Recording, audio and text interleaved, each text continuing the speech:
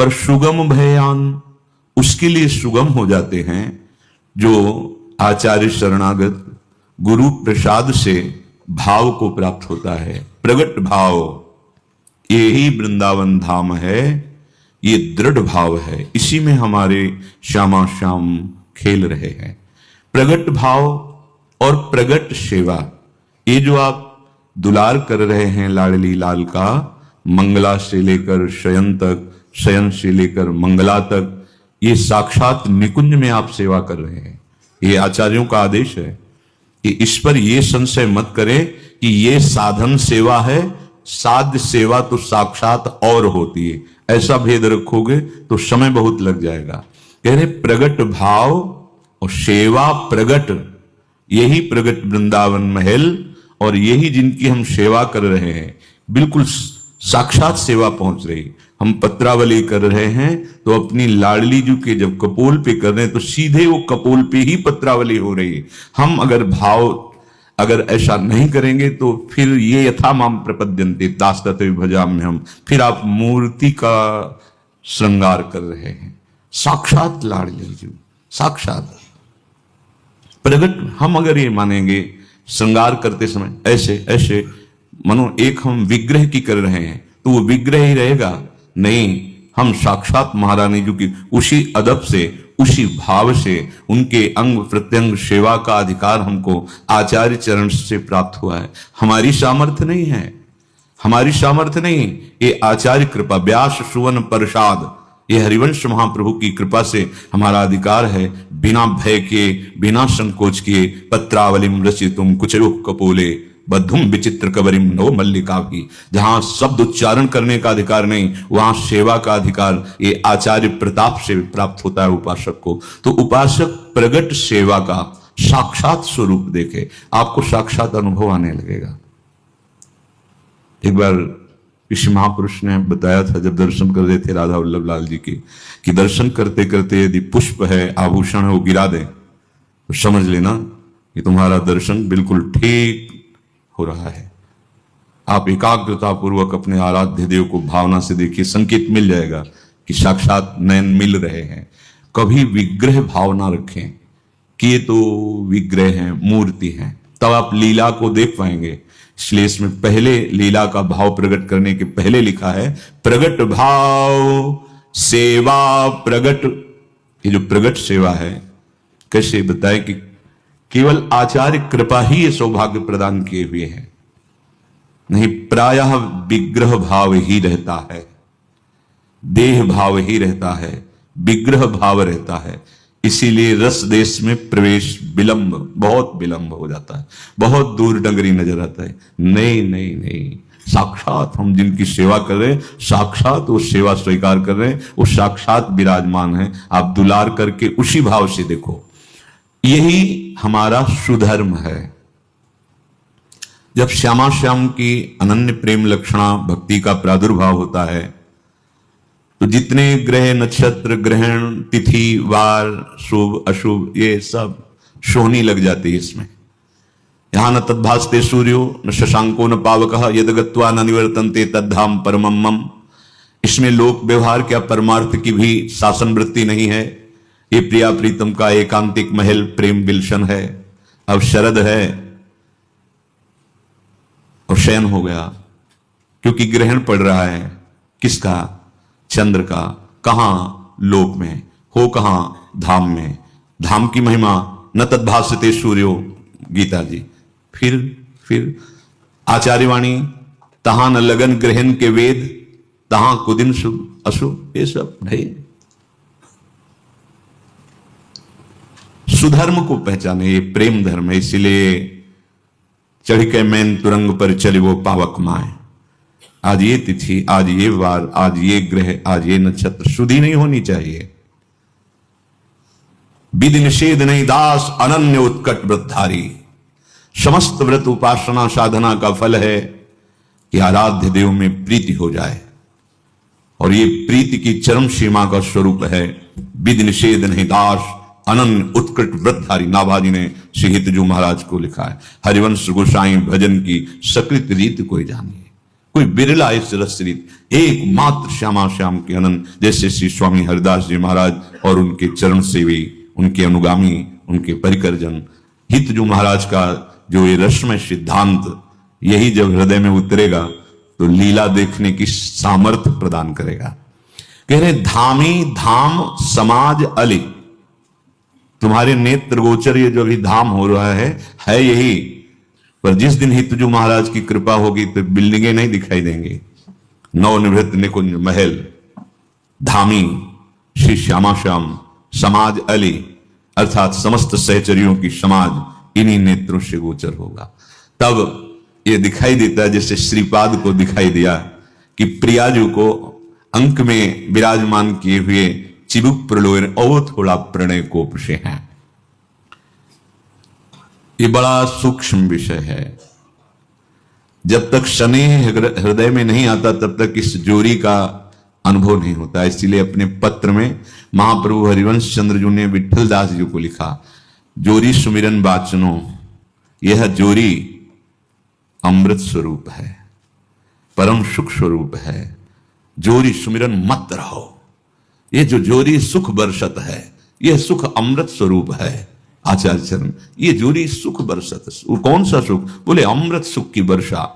नव किशोर सुकुमार तन मृद भुज मेले अंश,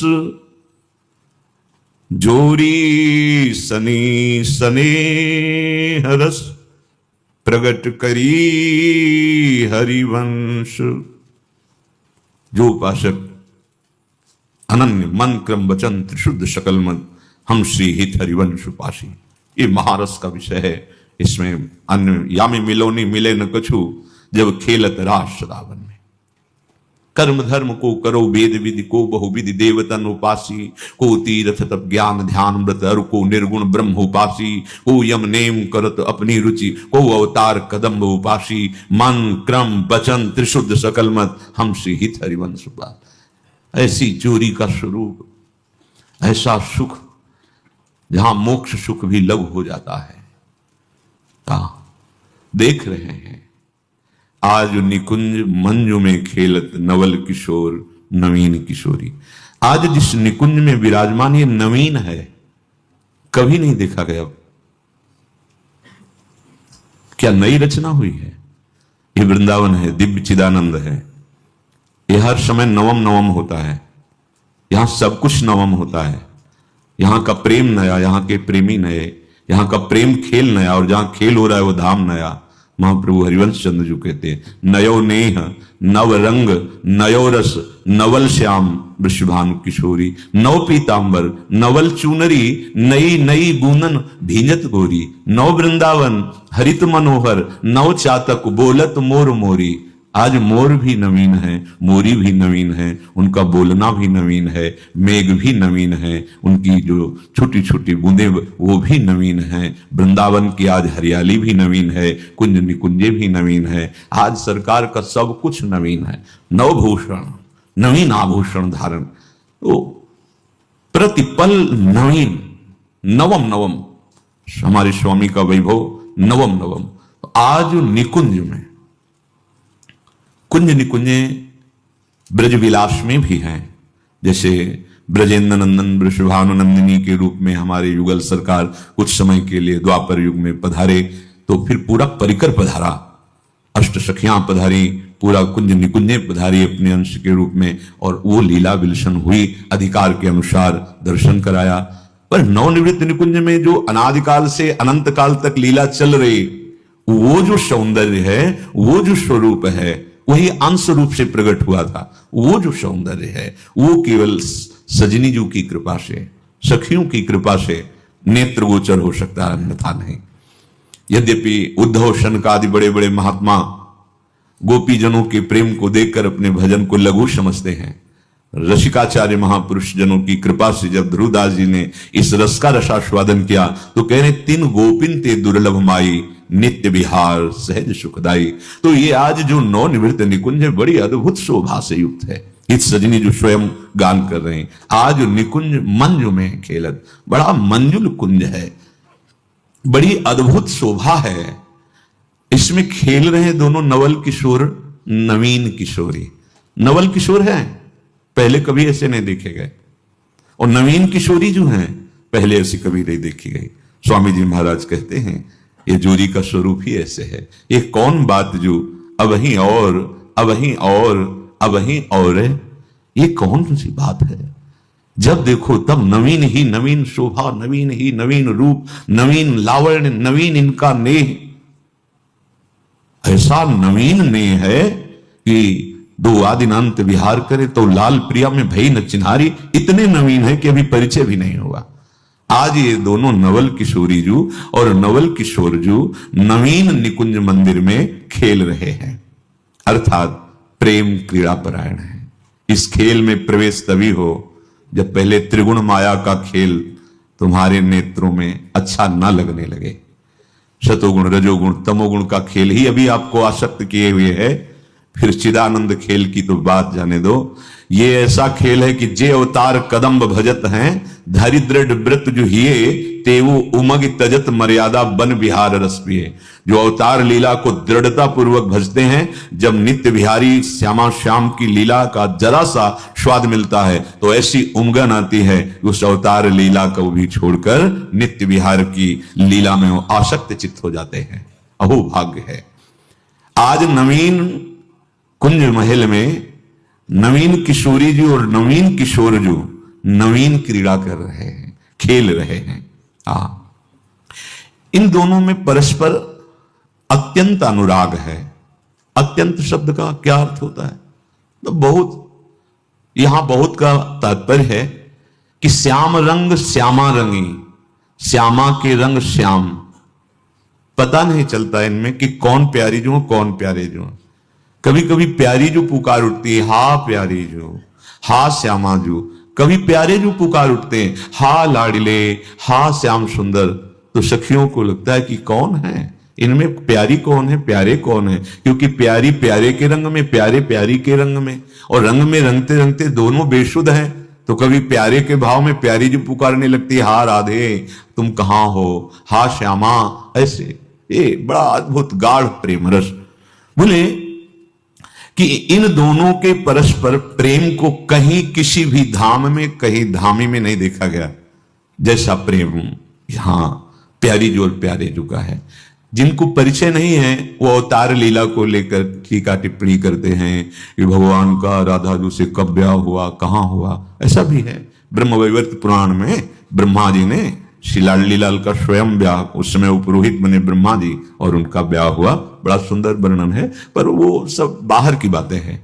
ये नवनिवृत्त निकुंज में इन सब बातों को कोई महत्व ही नहीं है। ये तो युगल लाडले, हाँ श्याम रंग श्यामा रंगी, श्यामा के रंग। यहाँ ये सब लोक व्यवहार की बातचीतें बिल्कुल नहीं है। पर जिनको ज्ञान नहीं है इस भेद का तो वो आरोपित करते हैं कि ऐसा उनका ऐसा, वो ऐसे चर्चाएं कानों में नहीं सुननी चाहिए। अनन्य प्रेमी रसिकों की बात सुननी चाहिए। भगवत रसिक रसिक की बातें रसिक बिना कुछ समझ सके ना, ये बाहरी नहीं समझ सकते।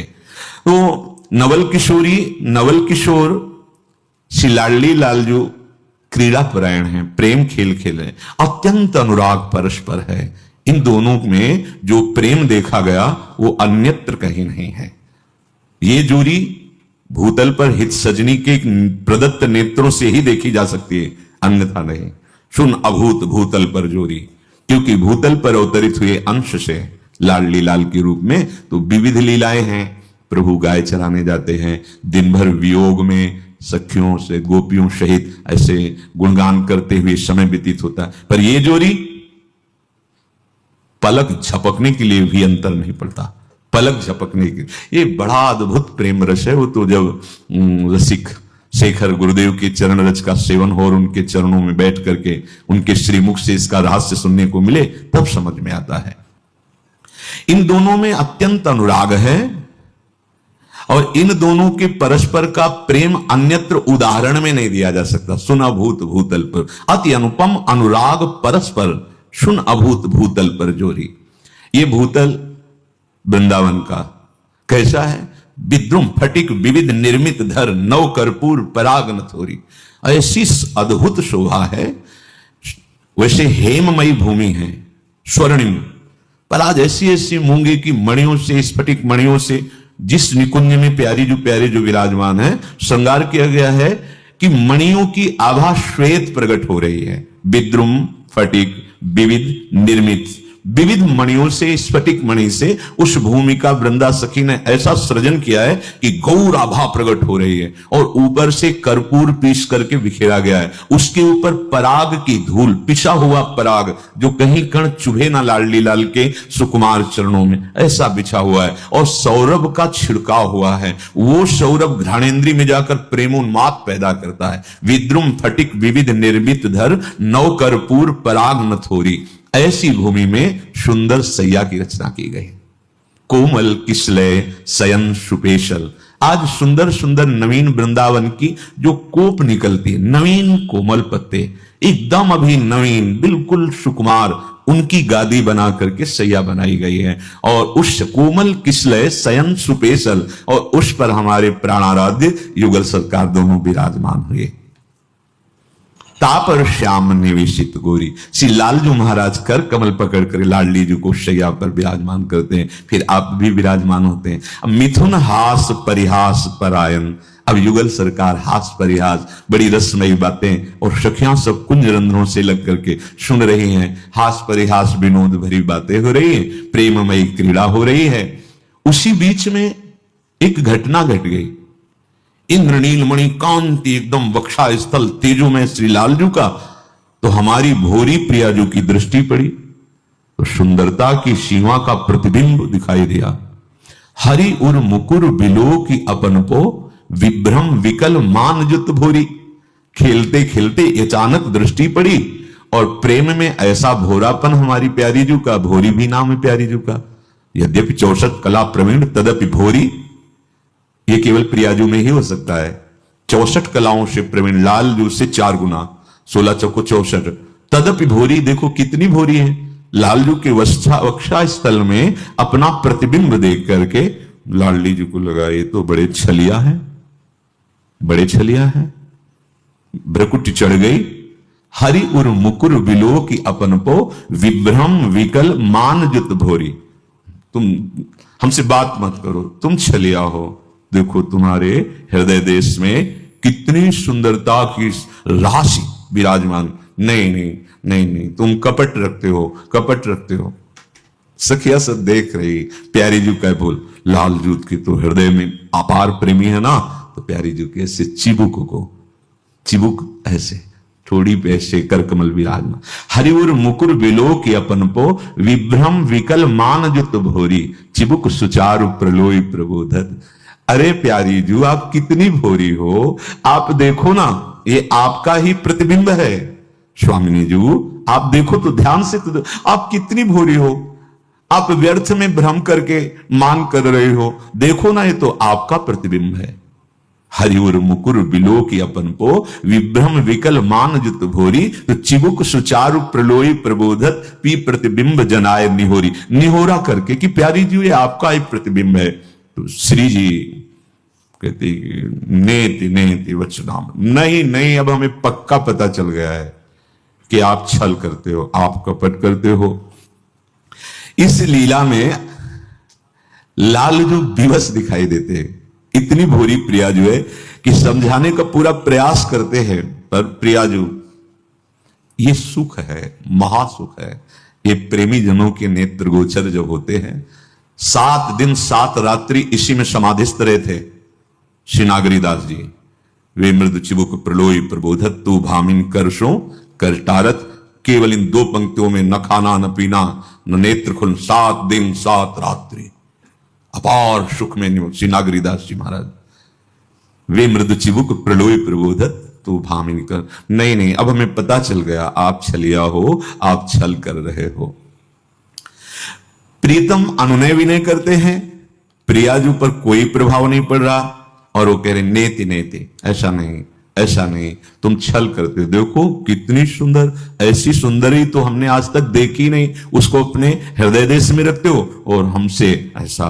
तो प्रणय कूप की अब सीमा हो गई। सखियां कुंज रंध्रों से अपार सुख में डूब रही। अपनी स्वामिनी के भोलेपन पर। इतने में प्रणय कोप से भरी हुई प्रियाजू ने, जो प्रीतम के वक्षस्थल पर माला थी, उसे झटक दी कि नहीं तुम चले आओ। जी भी माला झटक रही तो हित सजनी जो दूर से ऐसे करके समझाया था आपको कि आप कहीं अपने भोरेपन में मत डूब जाना, पर फिर भी आप नहीं मानी।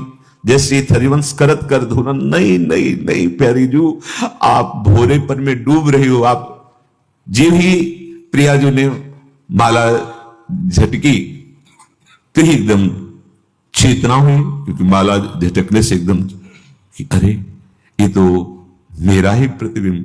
फिर दोनों युगल गले लग जाते, खेलने लगते हैं। सखिया आशीर्वाद देती है। श्रीपाद प्रबोधानंद जी महाराज इसी पद का भाव, इति वृंदावन कुंजे राधा मंके निधाय धृत चिबुकहा प्रणयोक्ति जनित हास्यम पश्यन्नाश्यम हरिर्मम स्फुरति। सखिया बड़े आनंद में हास्य से युक्त हो जाती कि हमारी स्वामिनी जो कितनी भोली। श्रीपाद कह रहे हैं एक बार फिर ये छटा मेरे नेत्र गोचर हो। मैं एक बार फिर आकांक्षा करता हूं कि स्वामिनी जी वही शोभा मेरे नेत्रों में फिर दर्शावें। इस मार्ग में उपासना का दृढ़ भाव, पहले ये दृढ़ता बैठा लो कि नाम जप नहीं छूटना चाहिए, ये जीव खाली नहीं रहे। किसी ने प्रश्न किया कि नाम जपते जपते घंटा आध घंटा में हमारे सब ये दर्द करने लगते हैं, ऐसा जिससे बोलते हैं। ऐसा उपासकों को अनुभव होता होगा कि जब हम नाम जप करते हैं ज्यादा समय हो जाता है तो हमारे दर्द होने लगता है। तो आपका अभ्यास कमजोर है। आप देखना नाम जपते जपते उपांश में पहुंच जाओगे। जैसे इसका एक क्रम है, उपांश में जपते जपते मानसिक में पहुंच जाओगे। ऐसा नहीं है कि थक गए और छोड़ दिया। इसीलिए कहते हैं थोड़ा संयम से रहो, ब्रह्मचर्य से रहो, पवित्र रहो, आहार विहार ऐसा रखो जिससे अभी शरीर स्वस्थ रहे, क्योंकि आपको अभी अभ्यास परिपक्व करना है। अगर अभ्यास परिपक्व नहीं हुआ तो ये ठीक कह रहे हैं, जो ऐसा बोलते हैं वो ठीक कह रहे हैं, क्योंकि इसी मार्ग से चले हैं। तो बहुत से साधकों से, बहुत से ऐसे कि जैसे बार बार राधा राधा राधा राधा राधा राधा राधा राधा राधा राधा राधा या नाम लिखना तो यहां दर्द होना शुरू हो जाना, या ऐसे थकान सी लगना, ये अभी अभ्यास की कमजोरी है और संयम की कमजोरी है। जैसे आप राधा नाम का ध्यान कर रहे हैं तो संयम ठीक ना होने पर आज्ञा चक्र पर आपके दर्द शुरू हो जाएगा, यहां बोझा लगने लगेगा, नहीं बन पाएगा। अगर संयम सही तो वहीं आनंद की धारा स्फुरित होने लगेगी। हारना नहीं है, नहीं हारना। 1 घंटे लड़ाई हो तो किसी का मुंह थका है आज तक? 2 घंटे प्रपंच की चर्चा हो, भला किसी का मुंह थका है? ये मन की चाल है, इससे थोड़ा सावधान रहिए। तो सदा श्यामा श्याम के नाम का नशा पड़ जाए जपने का, ये होता है। आगे चल के होता है, प्रारंभ में नहीं। प्रारंभ में तो बहुत ही विघ्न सताते हैं, प्रतिकूलता आ जाती है, मन बड़ा परेशान करता है, विषय आकर्षण बहुत जोर का होने लगता है। ऐसा लगता है क्योंकि निकलता है तो लगता है आकर्षण जोर का हो रहा है। वो अपनी कल्पना का दुख होता है। अनुभवी महापुरुषों के वचन है, वो अपनी कल्पना का दुख होता है। किसी भी प्राणी, पदार्थ, परिस्थिति में जब सुख की तुम आशा करते हो तो तुम्हें कोई दुख नहीं लगता। जैसे आपको किसी से मिलने जाना है और कोई सुख का केंद्र है, किसी भी इंद्रिय के सुख का, अब बीच की कितनी कठिनता है वो आपको दिखाई नहीं देगी। लक्ष्य में पहुंचने में आपको कोई दुख नहीं, कोई परिस्थिति नहीं रोक पाएगी, कुछ नहीं। क्योंकि आपकी सुख की आशा भोगों में और सुन सुना के भजन शुरू किया है, इसलिए आपको लगता है कि भजन करने में बड़ी कठिनता है। जिस दिन भजन में सुख की आशा हो गई उस दिन भजन छोड़ना कठिन पड़ जाएगा। सच्ची बात समझ लो। ये कल्पनात्मक दुख आपको लगता है, जो भजन में दुख होता है ये कल्पनात्मक होता है, क्योंकि आपने सुख की आशा शरीर में और भोगों में, व्यक्ति परिस्थिति में रख रखी है। इसलिए आपको भजन मार्ग में दुख नहीं, भजन मार्ग दुख मिटाने वाला है, आनंद प्रदान करने वाला है। जब तुम किसी व्यक्ति को, बहुत ध्यान से सुनना, किसी वस्तु को, किसी परिस्थिति को अपने अनुकूल बनाने की चेष्टा करोगे तो तुम्हें भजन में अश्रद्धा और दुख अनुभव होने लगेगा। पकड़ो इस बात को। तुम्हारे भजन में विक्षेप और दुखद भावना तब आएगी जब किसी वस्तु को, किसी व्यक्ति को, किसी परिस्थिति को सुख की लालसा से अनुकूल बनाने की चेष्टा कर रहे हो तो इधर भाव बिगड़ जाएगा भजन का, उसमें फिर दुखद भावना आ जाएगी, विपरीत भावना आ जाएगी। अतः उपासक को सत प्राप्ति के लिए असत असाधनों का बहुत सावधानी से त्याग करना है। जिस समय नाम का सतत स्मरण चलने लगता है, थोड़ा सा आराध्य देव के प्रति अपनापन प्रकट होता है, तो असाधन त्यागना नहीं पड़ता। जो असाधन का स्वरूप त्यागने का अपने आप छूटने लगता है। इसमें वर्णन करते हैं, दिन नहीं चैन, ये अनुभूत बात है। दिन नहीं चैन, रैन नहीं निद्रा, भूख प्यास का भान नहीं, हिय में जलती आग अमित, पर उसका भी कुछ ज्ञान नहीं। रोती आंखें नित्य, बरसता रहता नित्य नेह का मेह। ये समझो, आप भगवत पार्षद हैं।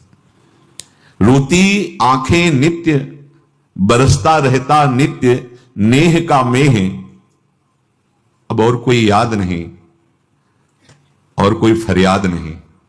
कैसी स्थिति महामहिमा में, और कोई याद नहीं फरियाद नहीं, बस तेज उज्ज्वलित जर्जर दे, तेज उज्ज्वल अध्यात्म तेज से भरपूर हृदय और शरीर जर्जरित दे। ये नाम की महिमा प्रकाशित होती, नाम की, जो हम छोड़ने के लिए बहुत प्रयास करते हैं, छूटता नहीं। तो सुनो, परत मन छीनने कहूं नहीं चैन।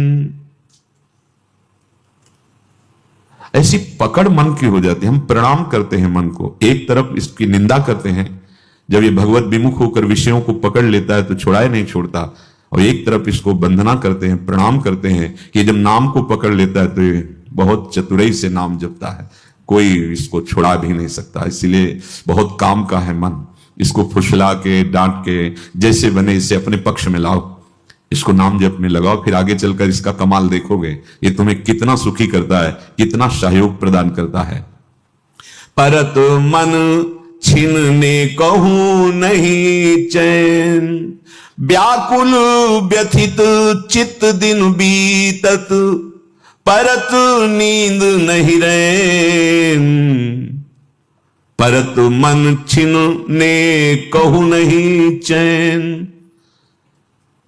कैसे इस स्थिति को बतावें? बस इतना समझ लो, उसके हृदय में एक ऐसी वेदना पैदा होती है, बस कोई भी सेकेंड अब खाली नहीं जाएगा।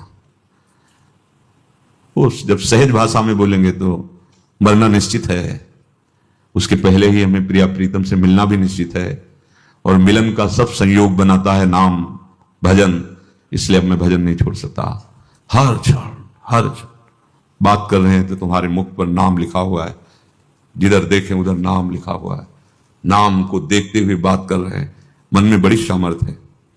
जब पूज्य श्री राधा बाबा ने कहा 2 नाम एक साथ चला करके देखो, प्रवीण साधक हो तो चल जाएगा, तो चला के देखा गया, एक लिखा जा रहा है और एक सुना जा रहा है, पर यह बहुत सधा हुआ एकाग्र मन। 2 एक साथ, एक लिखा जा रहा है और एक सुना जा रहा है, भागने का कोई चांस ही मन का नहीं। पर ये तभी जब संयमवान हो, एकाग्र हो, प्राण भी सूक्ष्म है, संयम ठीक है, तब चल सकता है, नहीं तो लगेगा खोपड़ी फट रही, छोड़ो, ऐसा लगने लगेगा। व्याकुल व्यथित चित्त दिन बीतत। आपका दिन कैसे बीतता है? व्याकुलता पूर्वक बीतता है क्या? क्योंकि आपको ऐसा लगता है बहुत दिन जीना है, हम स्वस्थ हैं। हम प्रणाम करते हैं इस किडनी रोग को, इसने वो काम किया जो जीवन में साधना से नहीं कर सकते थे। मानो एक ऐसा अंग रक्षक दे दिया जो भजन की प्रतिपल वृत्ति को बढ़ाने के लिए कहता रहता है, सावधान सावधान, नाम में सावधान, चित्तवृत्ति प्रिया प्रीतम में सावधान, हर क्षण। पहले जब सत्संग में सुना था संतों के मुख से कि असाध्य रोग जब किसी भक्त को मिलता है तो भगवान की विशिष्ट कृपा होती है, भाई ये हमारी तो समझ में नहीं आया, स्वस्थ शरीर लगा के पद्मासन चिंतन कर रहे हैं, अस्वस्थ असाध्य रोग के तो क्या भजन होगा। नहीं, संतों के वचन जो है गूढ़ होते हैं, वो बाद में समझ में आते हैं। अहम की धरा का लय होकर निरंतर भगवदाकार वृत्ति, हाँ, बड़ी कृपा, बड़ी कृपा। आप स्वस्थ हैं तो खान पान, इंद्रिय विलास और जीने की इच्छा, यही आपके अंदर भजन की व्याकुलता नहीं पैदा होने दे रही। ऐसा चित्त व्यथित रहता है भजन के लिए, कहीं भजन न छूट जाए। तुम्हारी रात पूरी कैसे जाती है, कैसे तुम सो लेते हो रात में? अखियां रूप के रंग भरी, निरख स्वरूप कुंवरी राधे को, सोई ना तो जगी, न सोई ना जगी। अरे बढ़ो, आगे बढ़ो। केवल नींद में 6-6 घंटे, 8-8 घंटे व्यतीत कर देना बहुत घाटे का सौदा हो रहा है। कम से काम चलाओ, ज्यादा माल इकट्ठा करो। प्रिया प्रीतम का नाम, प्रिया प्रीतम के लीला गुण, शांति में बैठ कर के एकांत चिंतन। ये तभी होगा जब संयम होगा, आहार शुद्ध होगा, लक्ष्य होगा। नहीं तो बैठोगे भी तो लार बातें हुए सो जाओगे। तमोगुण पिंड नहीं छोड़ने वाला, ये गुण ऐसे नहीं छोड़ते। और जब कृपा हो जाती है ना, तो कोई नींद दिला ही नहीं सकता, चाहे तुम दवा खवा दो। वो भी अपना राधे राधे रटती है, प्रभाव ही नहीं। अपने ठीक समय पर अपना कार्य प्रारंभ हो जाता है। बेहोशी भले कुछ क्षण के लिए हो जाए। बोले परत नींद नहीं रैन, कमालू जाना है यार, जाना है यहां से, यहां टिकना नहीं है। अधिक से अधिक नाम। कुछ लोग तो कहते समय ही नहीं हमारे पास। तो समय है किस लिए तुम्हारा? किसके लिए समय है? बोले रुपया कमाते हैं, खूब सामग्री, घर परिवार पोषण। जब जाओगे तो साथ इनमें से कौन सा होगा?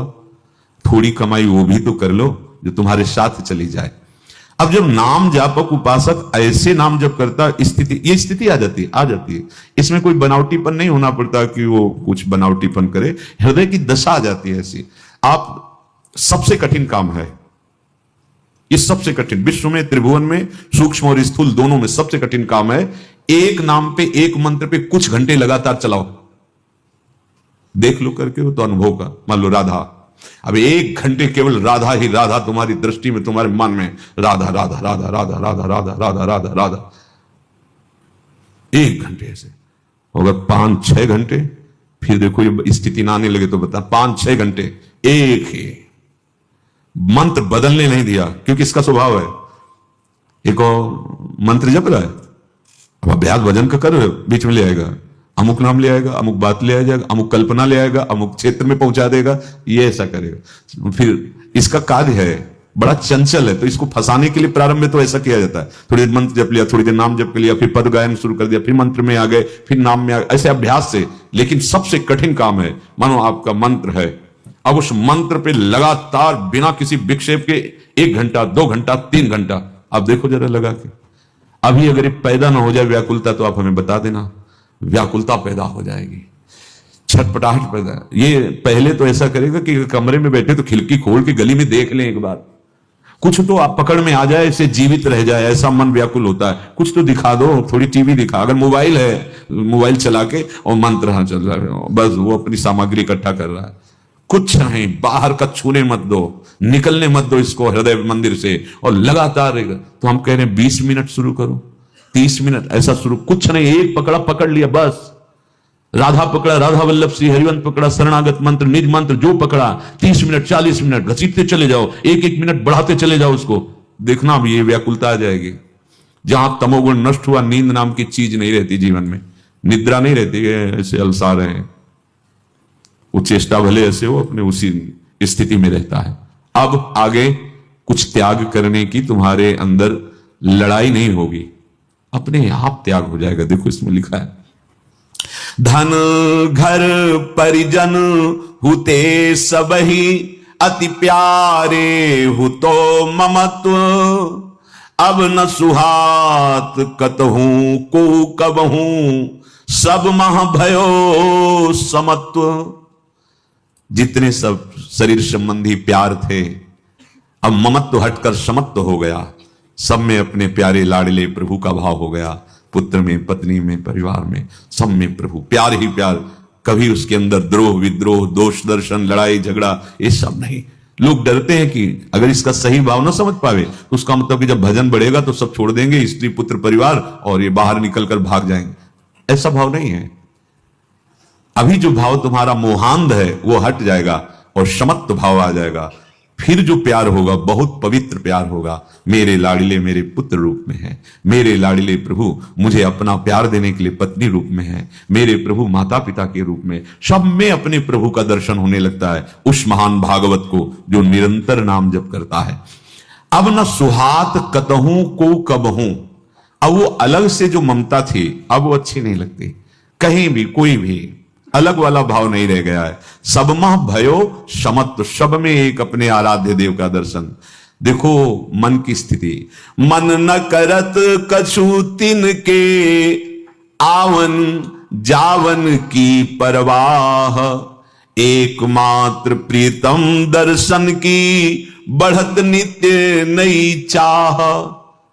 अब कोई आए तो हर्ष नहीं, गया तो कोई शोक नहीं। समत्व बहुत बढ़िया स्थिति है ये। आने पर हर्ष नहीं, जाने पर शोक नहीं। चाहे वस्तु हो, व्यक्ति हो, परिस्थिति हो, पद हो, आने पर हर्ष नहीं, जाने पर शोक नहीं। ये केवल नाम जापक भक्त की ही स्थिति हो सकती है। एकमात्र उसके अंदर आस है तो प्रीतम मिलन की, प्रीतम दर्शन की। सुरते न करत अन्य की मन, तज सगरी व्याधि उपाधि, प्रिय मिलने छा रूप भयो बस, लागी सहज समाधि। ये समाधि पद्मासन लगा के कुछ समय की संकल्पित समाधि या निसंकल्पित समाधि, उससे भी श्रेष्ठ समाधि है ये नाम जापक की। देखो एकमात्र मन का भगवदाकार अनन्य चिंतन, कहीं जा ही नहीं रहा। अब कोई शरीर में आदि व्याधि आ जाए, कोई परेशानी सामने, निंदा अपमान, परिस्थिति का बिगड़ जाना, कुछ फर्क नहीं पड़ता उसके मन में। वो बस उसी भजन चिंतन में, प्रभु के चिंतन में। तो क्या हुआ, बोले प्रिय मिलन इच्छा रूपी अब उसकी समाधि लग गई। उठते बैठते, जैसे कबीरदास जी कहते, ठाढ़े बैठे परे उताना, कबीर का है हम रहे ठिकाना। हर समय अपने आराध्य देव में स्थित समा, इसी को स्वामी जी कह रहे हैं, चित न डुला इत आओ समाधि भीतर। ये समाधि हर समय अपने प्यारे जू के चिंतन में, समत्व जगत में, ममत्व प्रिया प्रीतम में, ये भारी समाधि है, भारी समाधि।